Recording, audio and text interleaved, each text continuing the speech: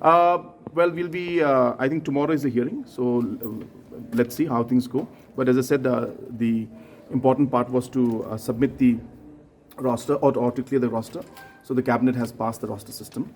So now we'll take things forward. And this was, as I said, a very heavy exercise that required a lot of detailed discussion to be done. So we've done that and then we've cleared it. And now let's see now the process will move forward. You see, roster system is very simple. Roster system requires, as you're aware, that in a roster system there is the reservation policy comes in terms of the number. I mean, I can only explain it when I give an example to you. We had implemented the roster system even for the physically challenged and disabled people, and in that there's a reservation of 4%.